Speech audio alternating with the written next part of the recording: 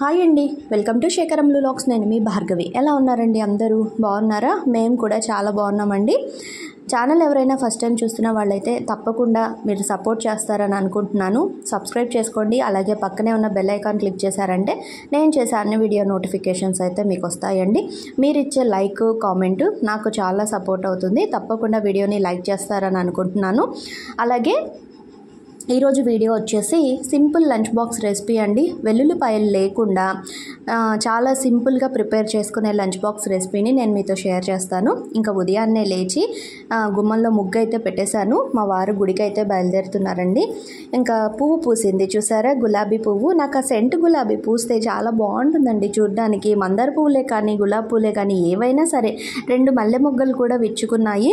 చాలా హ్యాపీగా అనిపించింది పొద్దున్నే వాటిని చూడంగానే. అయితే మాకు రాత్రి కొంచెం లైట్గా చినుకులు పడ్డాయి, వర్షం పడింది. పెద్దగా వర్షం పడలేదు కానీ కొంచెం చినుకులు అయితే పడ్డాయి. ఇంకా మొక్కలకి నీళ్ళు అయితే పోయట్లేదు నేను ఉదయాన్నే, వర్షం పడింది కదా అని చెప్పనని పోయలేదు. ఇంకా ఆయన గుడికి బయలుదేరారు. తర్వాత నేను ఇంట్లో పని చేసేసుకొని గదులు అవి ఊడ్చేసి ఫ్రెష్ అయిపోయి వచ్చి పిల్లలకి లంచ్ బాక్స్ అయితే ప్రిపేర్ చేస్తున్నాను. ఆల్రెడీ రైస్ వండేసానండి. ఇంక ఇక్కడ వచ్చేసి బాండ్లీ పెట్టేసేసుకొని కొద్దిగా 1 స్పూన్ ఆయిల్ వేసి 2 స్పూన్ల శనగపప్పు, 2 స్పూన్ల మినప్పప్పు, 1 స్పూన్ ధనియాలు, 1/2 స్పూన్లో 1/2 మెంతులు ఫస్ట్ వేసుకోండి నూనెలో. అప్పుడు అవి వేగిపోతాయి కాబట్టి మనకి చేదు రాదు. కొద్దిగానే వేసుకోండి మెంతులు అనేవి. టేస్ట్ చాలా బాగుంటుంది ఆ మెంతులు వేయడం వల్ల.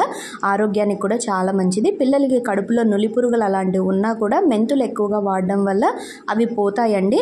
అందుకు నేను చాలా వాటిల్లో మెంతులు యూస్ చేస్తూనే ఉంటాను. తర్వాత 1 స్పూన్ నువ్వులు వేసి అన్నీ దోరగా వేయించేశాను.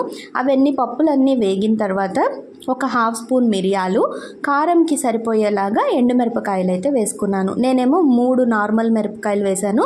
ఒకటేమో గుంటూరు మిరపకాయ కారం ఉంటాయి కదా, అది 1 వేశాను. ఆ పోపు అంతా బాగా వేగిన తర్వాత ఒక ప్లేట్లోకి తీసి పక్కన పెట్టేసుకొని అదే బాండ్లీలో ఒక 4-5 స్పూన్లు ఆయిల్ అయితే వేశాను. అందులో ఆవాలు, జీలకర్ర వేసుకొని చిట్పట్లాడాలి ఆవాలు అనేవి. అవి వేగిన తర్వాత కట్ చేసుకున్న ఉల్లిపాయ ముక్కలు వేశానండి. ఇక్కడ నేను మీడియం సైజు, కొంచెం చిన్న సైజుగా ఉన్నాయని చెప్పి 3 ఉల్లిపాయలు అయితే తీసుకున్నాను. కొంచెం పెద్ద ఉల్లిపాయ అలాంటివి అయితే మీరు చేసుకునే రైస్ క్వాంటిటీని బట్టి తీసుకోండి. మీరు దాన్ని బట్టి చూసుకోండి ఉల్లిపాయలు అనేవి. ఇంకా ఉల్లిపాయ వేసేసి కొంచెం వేగిన తర్వాత కొద్దిగా పసుపు, అలాగే ఉప్పు వేసి ఒక 2 నిమిషాలు వేయించేసుకోవాలి. మనం ఫస్ట్ ఉల్లిపాయ కొద్దిగా వేగిన తర్వాత ఉప్పు వేయాలండి.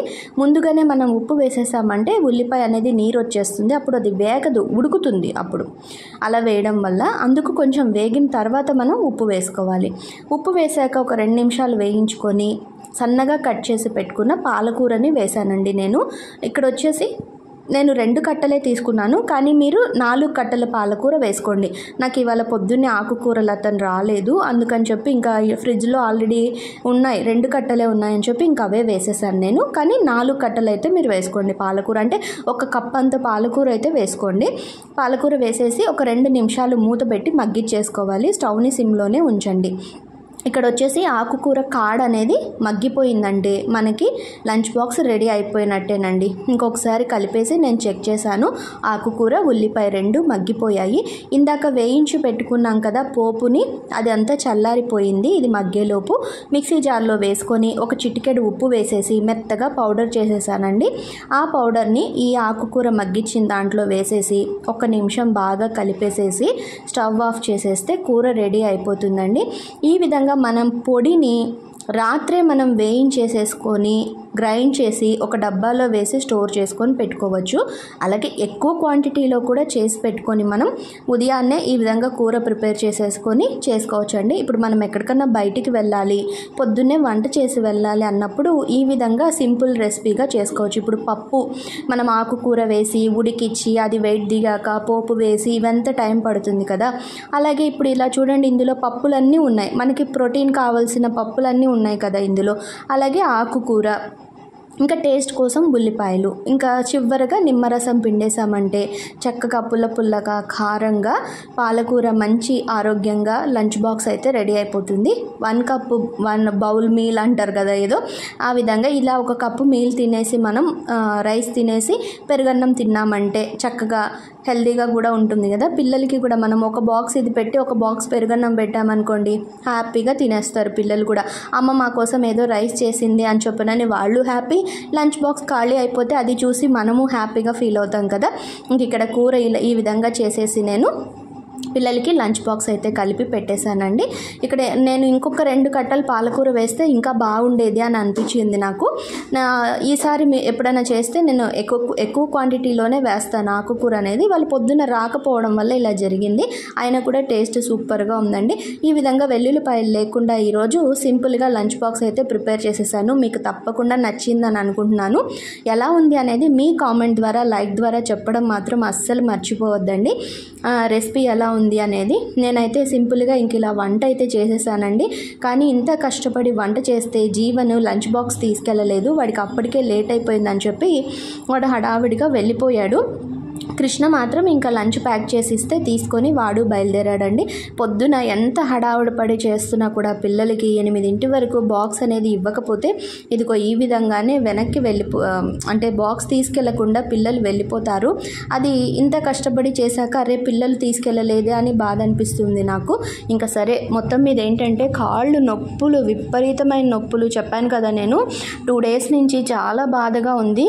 ఇంకా తప్పవు, ఏ పనులు తప్పవు, ఏవైనా మనమే చేసుకోవాలి, మన పని మనమే కదా చేసుకోవాలి అని చెప్పి ఇంకా ఏదో లేచి అలా పనులు చేసుకోవడం అవుతోంది. ఇంక ఇవాళ అయితే పొద్దున్నే స్నానం చేసేటప్పుడే నేను ఒక బకెట్ బాగా వేడి నీళ్లు తీసి పక్కకు పెట్టుకున్నాను. అందులో పిల్లల హడావుడంతా అయిపోయాక కృష్ణ బయలుదేరిపోగానే నేను మళ్ళీ ఆ నీళ్లు చల్లారిపోతాయి అని చెప్పి ఆ బకెట్ తెచ్చిపెట్టుకొని రిలాక్స్గా కూర్చొని ఇంకా పాదాలు అయితే అందులో పెట్టుకున్నానండి. రాళ్ళ ఉప్పు వేసుకొని పెట్టుకున్నాను. ఇలా వాటర్ థెరపీ మనం అట్లీస్ట్ మనం అసలు డైలీ చేస్తే చాలా మంచిదిట. హాట్ వాటర్లో రాళ్ళ ఉప్పు వేసుకొని వేడి నీళ్ళల్లో పాదాలు పెట్టుకుంటే, కాళ్ళు పెట్టుకుంటే మనలో ఉండే నెగిటివ్ ఎనర్జీ కూడా పోతుందంటండి. అసలు డైలీ చేస్తే, డైలీ చేయడానికి కుదరాలి కదా, కనీసం వారానికి ఒక్కసారైనా సరే ఈ విధంగా చేసామంటే చాలా మంచిదే అని చెప్పి నేను విన్నాను. అయితే డైలీ చెయ్యాలి ఖచ్చితంగా. ఎందుకు అంటే ఇలా ఒక్కసారైనా మనం రిలాక్స్ అయ్యామంటే మళ్ళీ వారం రోజులు మళ్ళీ మనం పని చేయగలుగుతాం కదా ఒక వారంలో అని చెప్పనని అయితే అన్నారు. కానీ నేను అది పాటించట్లేదు. నేను విన్నాను, నాకు చెప్పారు కూడా చాలాసార్లు, నువ్వు ఇది చెయ్యి అన్నారు. కానీ అంటే నాకు తెలిసిన అంకుల్ చెప్పారనమాట, వాటర్ థెరపీ చెయ్యమ్మా చాలా మంచిది అని చెప్పనని. కానీ నేను అప్పుడు అంత ఇంట్రెస్ట్ పెట్టలేదు. ఇవాళ మాత్రం పొద్దున నిజంగా అంకుల్నే తలుచుకుంటూ నేను కాళ్ళు నొప్పులుగా ఉన్నాయి బాబాయ్ కొంచెం రిలాక్స్ అవ్వాలి అని చెప్పి ఇంకా హాట్ వాటర్ పెట్టుకొని ఈ విధంగా పాదాలు అయితే అందులో పెట్టుకొని చాలాసేపు కొంచెం బాగా రిలాక్స్గా కూర్చున్నానండి. ఇంకా ఏదైతే అది అయిందని చెప్పి ఇంకా పని కూడా ఏం చేయాలంటే గదులు ఊడ్చేసాను, వంట అయిపోయింది, పిల్లలు హడావిడైపోయింది. ఇక్కడ వరకు అయితే చేసేసుకున్నాను కదా, మిగిలిన పని ఇప్పుడు నిదానంగా చేసుకోవచ్చు అని చెప్పి కాసేపు ఇంకా నీళ్లు చల్లారిపోతాయని కూర్చున్నాను. ఈలోపు మా వారి గుడి నుంచి కూడా వచ్చేసారు. ఇంకా ఆయన రాగానే ఉదయం నుంచి ఎలాగో టీ తాగలేదు, పైగా పొద్దున ఆయన టీ తాగకుండానే వెళ్ళిపోయారు. లేట్ అవుతుంది ఇవాళ సోమవారం కదా అని చెప్పి ఇంకా హడావిడిగా బయలుదేరిపోయారు. ఇంకా అందుకని చెప్పి ఇంకా ఆయనకి టీ ఇచ్చి నేను కూడా టీ తాగుతున్నాను. ఇంకా తాగేసిన తర్వాత మళ్ళీ ఇప్పుడు రిలాక్స్ అయ్యాను కదా, ఆల్రెడీ కొంచెం హుషారు వచ్చేసింది మళ్ళీను. ఇంకా దాంతో ఆ బకెట్ నీళ్లు అవన్నీ కింద పడ్డాయి కొన్ని, ఇంకా అవన్నీ క్లీన్ చేసేసుకొని ఇంకా అదంతా తుడిచేసేసుకొని ఇంకా మిగిలిన పనులు ఏమున్నాయో అవన్నీ చేసుకున్నాను. అలాగే దీపారాధన కూడా చేసేసి ఇంకా నేనైతే రెడీ అయిపోయానండి. రెడీ అయిపోయి ఇంకా బయటికి వెళ్ళాలని చెప్పి బయలుదేరుతున్నాను. ఇంటి ముందు ఆకుకూరలు వచ్చాయన్నమాట. కూరగాయల బండి వస్తే ఆంటీ దగ్గర చింతకాయలు అయితే కనిపించాయి. ఇంట్లో చింతకాయ తొక్కు ఉంది ఆల్రెడీ, కానీ ఇవి ఫ్రెష్ చింతకాయలు ఇప్పుడు కనిపించాయని చెప్పి వెంటనే కొనేసాను. వీటితోటి రేపు ఒక మంచి రెసిపీ అయితే చేసి చూపిస్తానండి నేను. ఇంకా మళ్ళీ పాలకూర అవి తీసుకున్నాను. ఇంకా అవన్నీ ఫ్రిడ్జ్లో పెట్టేసేసి ఇంకా మేమైతే బయటికి వెళ్తున్నామండి. జీవన్ లంచ్ బాక్స్ తీసుకెళ్ళలేదు కదా, మరి వాడికి లంచ్ బాక్స్ ఇవ్వాలి, లేదంటే ఇంటికి వచ్చేస్తానని చెప్పాడు. అసలే 10th క్లాసు వాడేమో, వాడు గారాలతోటి వాడు మాటలతో మాటలతోటి మాయమంత్రాలు వేసేసి ఈ మధ్య సరిగా చదవట్లేదు అని చెప్పి నాకు కూడా భయం వేస్తోంది. ఇంకా వాడికైతే వెళ్ళి లంచ్ ఇచ్చేసామండి. ఇచ్చేసి ఇంకా ఇంటికైతే వచ్చేసేస్తున్నాము. ఈరోజు వీడియో అయితే ఇదేనండి. రెసిపీ ఎలా ఉంది అనేది తప్పకుండా కామెంట్ చేయండి. అలాగే వీడియోని మీరు ఇచ్చే చిన్న లైక్ నాకు చాలా సపోర్ట్ అవుతుందండి. తప్పకుండా లైక్ చేయండి. రేపు ఇంకో వీడియోతోడైతే మీ ముందుకు వస్తాను. థ్యాంక్ యూ ఫర్ వాచింగ్ అండి. Bye bye.